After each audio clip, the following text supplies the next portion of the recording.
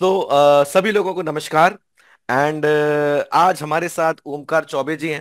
And Omkar ने UGC net दिसंबर 2024 commerce के exam में असिस्टेंट प्रोफेसर क्लियर कर लिया है। इनके बारे में एक और बात यह है कि यूजीसी नेट मैनेजमेंट भी निकाल चुके हैं। सो हमारे सामने आज ओमकार जी आए हैं जो जिन्होंने UGC NET management as well as UGC NET commerce को क्लियर कर लिया है। तो ओमकार, आपका सबसे पहले स्वागत है। और हम सब यही जानना चाहेंगे सिंस अभी रिजल्ट आया है। And how does it feel to to see yourself on the other side. Right, बहुत सारे प्रिपरेशन में तैयारियां लगती हैं। Now finally you have seen your name and you are selected. How does it feel? जय Shri Radhe sir. जय sir Shri बहुत कृष्ण। बहुत अच्छा लग रहा है सर, हम्म। क्योंकि बिल्कुल जब स्टार्ट हुआ था तो बिल्कुल पॉसिबल नहीं लग रहा था। हम्म। और सर समय भी सर बहुत कम था, 15 दिन का समय हम्म। लगभग था जब कॉमर्स में डिसाइड किया एग्जाम देने का। हम्म। और सर उसमें सर बस हार्ड वर्क और सर बस किसी तरह से क्वालिफाई हुआ तो उसके लिए बहुत ज्यादा अच्छा लग रहा है सर। हम्म। और बहुत अच्छा लग रहा है अच्छा, और ये जो कहानी मैनेजमेंट में थी फिर आप कॉमर्स में सर। आ गए हैं। What does this story? Hmm. Sir M Com करने के बाद सर मैनेजमेंट में बहुत ज्यादा रुचि था मेरा सर, स्कूल टाइम से वहाँ के हम्म। टीचर थे कि मैनेजमेंट मेरा ज्यादा इंटरेस्टिंग सब्जेक्ट लगता हम्म। मुझे लगता था। हम्म। तो उस चक्कर में सर एमकॉम के बाद मैंने पहले मैनेजमेंट में ही नेट क्वालिफाई करने का सोचा। ओके। और हाँ। पहले तो कभी सर 2 मार्क्स के चलते रह गया, कभी 1 मार्क्स के चलते रह गया। हम्म। मतलब एक क्वेश्चन 2 क्वेश्चन, एक बार हम्म। एग्जाम ही कैंसिल हो गया। हम्म। और उसके बाद जब हुआ सर तो 98.3 परसेंटाइल से क्वालिफाई हम्म। हुआ जून अटेम्प्ट में हम्म। मैनेजमेंट से। हम्म। अब उसके बाद सर फिर दिक्कत होने लगा कि जब हम वैकेंसी के लिए देखने लगे तो उसमें था हम्म। कि मैनेजमेंट से मैंने वैकेंसी थोड़ी कम थी हम्म। और कॉमर्स की वैकेंसी अच्छी आती थी। साथ ही एक और इशू था सर कि कॉमर्स करने के बाद मैनेजमेंट में नेट होने से वैकेंसी में हल्का सा इशू आ रहा था सर, क्योंकि हम्म। नेट भी कॉमर्स में हो तो ज्यादा अच्छा है। तो इस वक्त सर दिसंबर 24 का जब फॉर्म फिलअप हो रहा था उस वक्त सर लास्ट पॉइंट पे बस ध्यान आया कि इस बार कॉमर्स अटेम्प्ट देके देखते हैं, अगर हो गया तो कम से कम ये ग्रे एरिया डाउटफुल वाला एरिया है तो हट जाएगा। और नहीं तो उसके पहले सर सबको फोन करके बस यही पूछा करता था कि सर कॉमर्स एम कॉम में है, मैनेजमेंट नेट में है, तो फिर कॉमर्स वैकेंसी अप्लाई कर सकते हैं कि नहीं। तो सोचे कि इस डाउट को अगर हटा दिया जा सके तो बहुत बढ़िया हो। तो फिर दिसंबर के एकदम फॉर्म फिलअप भी सर बिल्कुल लास्ट डे के एकदम शाम में हम फॉर्म फिल किए दिसंबर वाले अटेम्प्ट के लिए नेट में। और सर कॉमर्स अप्लाई किए तो सर सब तो पहले बहुत अगेंस्ट थे जितने टीचर्स पहले देख जानते यूट्यूब में फ्री क्लासेस के दौरान कि आप 4-5 क्वेश्चन से के चलते सर मेरा मैनेजमेंट में जेआरएफ रुका था जब 98.3 परसेंट से बता। तो सब कह रहे थे कि आपको वापस से मैनेजमेंट में देके जेआरएफ के लिए ट्राई करना चाहिए। और उस वक्त सर मुझे तो असिस्टेंट प्रोफेसर चाहिए था। तो मैं क्लियर था कि मुझे क्या चाहिए। तो उसको लेकर मैंने कॉमर्स में ही अप्लाई किया। फिर हुआ कि सर इतना कम समय पे वो पॉसिबल नहीं है, 15 दिन में कैसे सिलेबस आप कर लेंगे, ये बिल्कुल पॉसिबल नहीं है।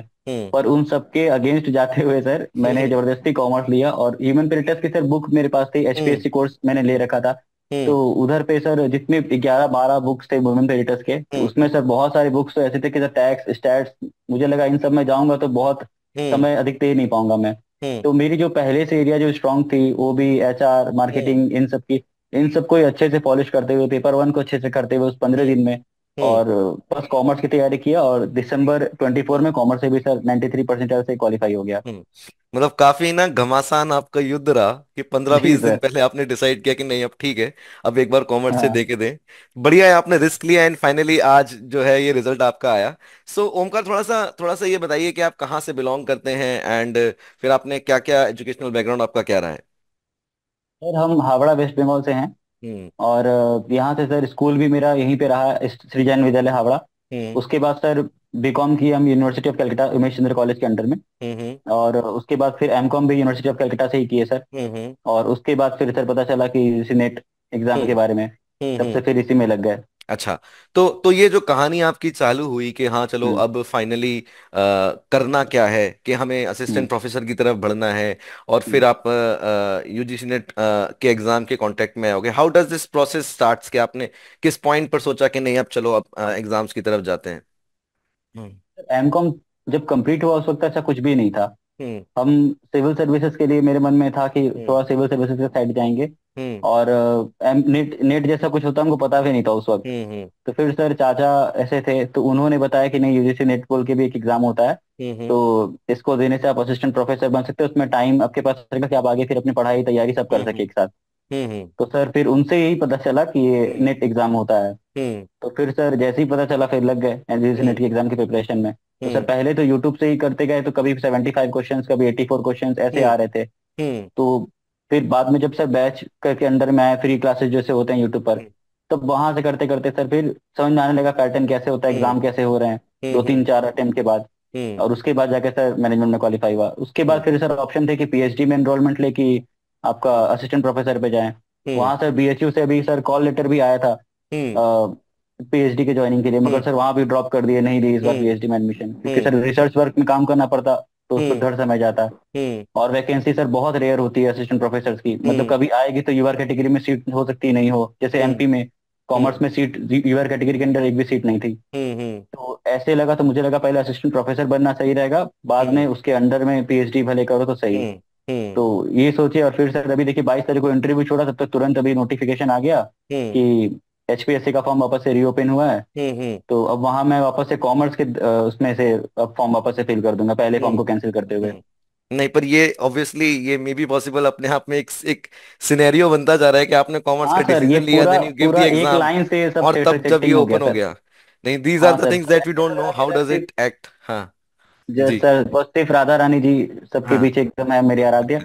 और सब कुछ पहले तो लगा सब कुछ एकदम अपोजिट हो रहा है मेरे, कि मैं हम्म हम जब मैनेजमेंट नेट क्वालिफाई हुआ, फिर हम्म जब वैकेंसी देख रहे थे तो वहां भी वो ग्रे एरिया आ गया कि अगर हम्म आप सब यही पूछते थे कि आपने कॉमर्स में नेट किया ना, मैं बोलता हम्म था नहीं मैनेजमेंट में है। हम्म तो वहां वो ग्रे एरिया आ जाता था कि अब हम्म ऐसे में आपको सीट के लिए दिक्कत हो सकता। फिर हम्म एचपीएससी का ये भी था सर कि पूरा इंटरव्यू के बाद वो रिजेक्ट भी कर सकते हैं हम्म इनएलिजिबल और कह कह के। तो हम्म वहां भी दिक्कत हो रहा था। तो हम्म फिर जैसे ही कॉमर्स का किया, कॉमर्स में क्वालिफाई भी हो गया उतने कम समय में, और हम्म तुरंत अभी फिर यूजीसी के नए रीओपन नॉर्म्स आ भी आ गया। गए। हाँ रीओपन तो आए ही है, और नए नॉर्म्स भी आ गए सर कि जिस सब्जेक्ट में नेट क्वालिफाई है वहाँ उसके लिए भी बन सकते हैं आप असिस्टेंट प्रोफेसर, हाँ और डिफरेंट डिसिप्लिन को एंटरटेन करेंगे। हम्म तो फिर वहां से भी हो गया, मैनेजमेंट से भी हो गया, अब हम्म कॉमर्स से भी हो गया, तो दोनों से फिर हम्म दिक्कत ही खत्म हो गया। चलिए, कम से तो कम यहाँ पे एक बात तो फैक्ट है कि जो मंजिल है वो पास है आपकी। ऐसा नहीं है जी कि सर। चीजें दूर है। और अब मैं आपसे ना फाइनली ये जानना चाहूंगा, जैसे कई सारे स्टूडेंट्स जो हैं वो तैयारी करते हैं, ठीक है, there are multiple students, UGC NET पूरे ऑल ओवर इंडिया लोग दे रहे हैं। अब आपने तो मैनेजमेंट की भी तैयारी करके रखी है, आपने तो 15 दिन में कॉमर्स की तैयारी में भी कुछ स्मार्टनेस दिखाई है। सो आप स्टूडेंट्स को क्या बताना चाहेंगे जो फ्रेश माइंड से यूजीसी नेट के लिए तैयारी करने जा रहा है? प्रिपरेशन रिलेटेड क्या आप उनको गाइडेंस देना चाहेंगे? सर दो सबसे सिंपल सा रहेगा सीन, कि बिल्कुल सबके कहने के पीछे, सबके मिथ्स के पीछे जो पहले से क्रिएट हुआ है उसके पीछे ना भागे। और सबसे बड़ा एडवांटेज सर दूसरा ये है कि ये एग्जाम हर 6 महीने में आता है। हम्म तो ऐसा नहीं कि आपको पूरे एक साल का उसमें वो लग रहा है। हम्म तो इसमें सबसे बेस्ट सर जो होगा ना, कि आप जो भी स्टूडेंट्स देख रहे हैं वो सिर्फ सिलेबस पे स्टिक करें, हम्म और बिल्कुल बहुत सारे रिसोर्सेज पे ना जाए। एक हम्म रिसोर्स को पकड़े, हम्म सिर्फ उसी को पढ़े। हम्म और रही बात नोट्स की, पीवाईक्यूज की, तो वो भी जितना वो कर सकते हैं उतना करे। हम्म वो ऐसे 10 रिसोर्सेज, जैसे मैं यूट्यूब पे सर देखता हूँ ना कि बहुत सारी ऐसी वीडियोज आती हैं कि हम्म एक एक टॉपिक वाइज 2-2 हजार क्वेश्चन, 1-1.5 हजार क्वेश्चन, 1 हजार क्वेश्चन, हम्म उसमें बहुत टाइम वेस्ट बच्चे करते हैं। या हम्म फिर इस मैम का ये टॉपिक ले लिया, इस मैम का ये टॉपिक ले लिया। अब हम्म उससे लास्ट में बहुत पजल अप हो जाते हैं कि फिर हम्म लास्ट में ना रिवीजन कर पाते हैं ना पीवाईक्यू कर पाते हैं, और हम्म अलग से परफॉर्मेंस प्रेशर तो रहता ही है। हम्म तो सबसे बेस्ट जो सीन होता है सर, कि हम जो चाहेंगे बच्चे अगर करे हम्म कि सिर्फ रिसोर्स पर स्टिक रहे, हम्म जितना हम्म सिलेबस वो है वो उसको करे, उसी को रिवाइज करे। जैसे हम्म मैंने अपनी प्रिपरेशन में सर ना मैनेजमेंट के समय और ना कॉमर्स के समय मैंने सर पीवाईक्यू मॉक बिल्कुल नहीं किया। यही हम्म कारण है कि मेरा जेआरएफ नहीं हुआ, हम्म आप कह सकते हैं। पर हम्म मैंने, मेरी ये गलती रही कि मैं पीवाईक्यू मॉक बिल्कुल नहीं किया। मैंने, मेरा जो पेपर हुआ मैं स्क्रीन पर ही सामने दिखता था नेट हम्म नेट में। हम्म तो ये सीन होता था। तो वो बच्चे ना करे, हम्म पीवाईक्यू मॉक करे पर पहले सिलेबस करे। हम्म पहले हम्म सिलेबस हो जाए, उसके बाद हम्म पीवाईक्यू मॉक जितना कर सकते हैं उतना करें। हम्म और बिल्कुल अपने पर विश्वास रखे और परिणाम की चिंता किए बिना अपने कर्तव्य का निर्वाह करे। हम्म और हम्म आगे तो सब राधा रानी जी हैं ही, तो हम्म बस। तो मुझे दो अच्छी बातें लगी इस पूरी बात में आपकी। एक तो ये कि हम्म आप केवल सिंगल सोर्स पे स्टिक रहें, ऐसा ना करें कि इसका ये कर लिया उसका वो कर हम्म लिया। एक कंपाइलेशन जो है आपके दिमाग में हम्म पिक्चर क्लियर होनी चाहिए कि if I am hmm, going to read this material, I am going to stick to it, है ना? जी सर, जिससे जी बाउंड्री सर। तय हो रही है। दूसरा कि हम्म, सिलेबस को कंप्लीट करना यहाँ पे बहुत ज्यादा जरूरी है, जो मुझे जी समझ सर। में आया। रादर देन एक हम्म। ही जगह आप पूरा अपना इम्पैक्ट लगा दें और मैराथन करते हम्म, चले जाएं, 1.5 1.5 हजार, दो हाँ। दो हजार क्वेश्चन। जी सर। आप जी सर। जरूर सिलेबस को जरूर कंप्लीट करें। हाँ। और पेपर वन के लिए क्या आप बताना चाहेंगे स्टूडेंट्स को? Usually paper one paper. लोग ऐसे हाँ। इग्नोर कर देते हैं कि अरे उसमें तो सिंपल से टॉपिक्स आते होंगे, but I, as you know, आप इस बात के हम्म। जानकार हैं कि देर आर टॉपिक्स जिनकी पढ़ाई आपको करनी पड़ेगी। हम्म सर पेपर वन में सर दो सीन थे, कि पेपर वन में सर फैक्टर सबसे बड़ा डीआई का होता है सर। हम्म क्योंकि कंप्रिहेंशन सब कर लेते हैं, और बाकी अगर कोई क्वेश्चंस ऐसे आ रहा है जो कि सब कितना भी पढ़ ले वो बाहर से ही आएंगे, मतलब वो हम्म। कंसेप्चुअल ही रहेंगे, हम्म। वो वहां सही भी हो सकते हैं गलत भी हो सकते हैं। हम्म। उसमें भी सर प्राय सबका हो जाता है। हम्म। सबसे जो मोस्ट इग्नोरेंट एरिया जो रहता है वो मेरे को लगता है सर डीआई और मैथ्स का रहता है। हम्म। तो डीआई और मैथ्स अगर अच्छे से आप कर लेते हैं कोई भी हम्म। बच्चा, तो उसके सिलेक्शन के चांसेस बढ़ जाते हैं। हम्म।